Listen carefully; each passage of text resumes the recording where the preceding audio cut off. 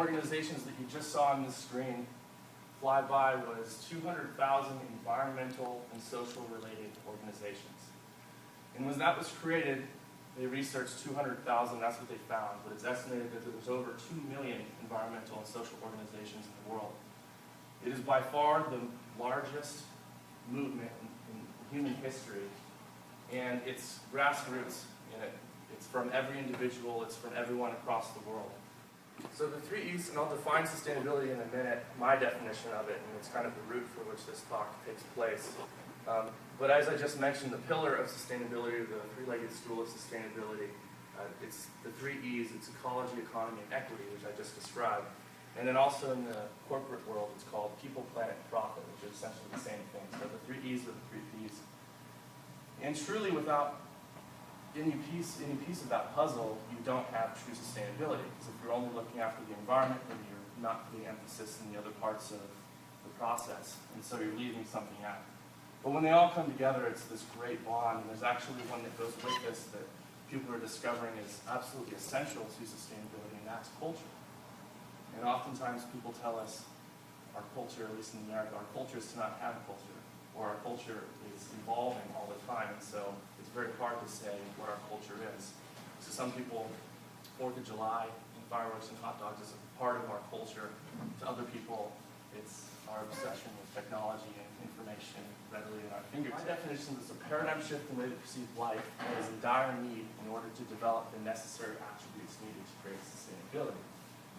Now that's a mouthful, but basically saying that everything under the sun can evolve around sustainability if you draw the connections to it properly.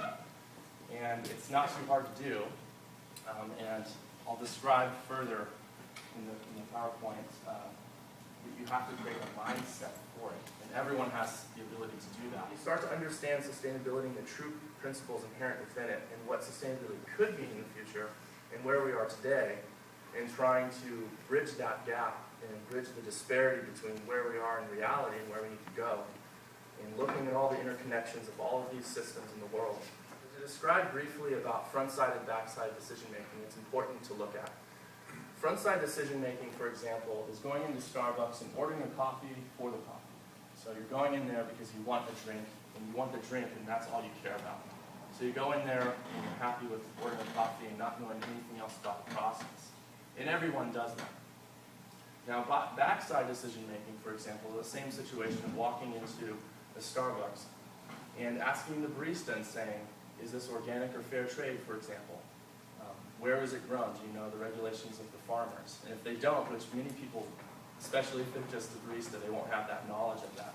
But as a local coffee shop, they might have more information. In fact, they often do. They know their distributors, they know the supply line, they know the equity involved with it, fair wages to their farmers, and so forth. It's a much more rich, much more dynamic experience. And this is part of the mindset, and I call it mindset and having mental acuity. And acuity is the sharpness or keenness of thought. So being very attentive, being very aware of every decision that you make. So it's one thing to be efficient, but it's a whole other thing to be effective first, and then be efficient from that effectiveness. If I just said to you guys, hey, I love living sustainably, you guys would say, okay, good, Tyler. You're giving a talk about it, you should. But if I said, I love living civil rights, you would say to me, of course you should. Because as a society, in terms of what civil rights means, in terms of the underlying theme within, we've collectively, as a society, said, no more. We're going to treat everyone as equal. We're going to have these standards and that we all support and represent and uphold. So again, saying I love living sustainably, you'd say, of course you do. It wouldn't be kind of like, oh, good for you, this person has an interest in sustainability. It's taking all of society and saying, we need to bring these principles into our lives, into our careers, and into the focus and the generation of a sustainable future. So the idea here is that in the future, sustainability hopefully we'll just shed the word. Sustainability, green, environmental stuff, no, because that's a part of the way we do things every day and in every process in which we live.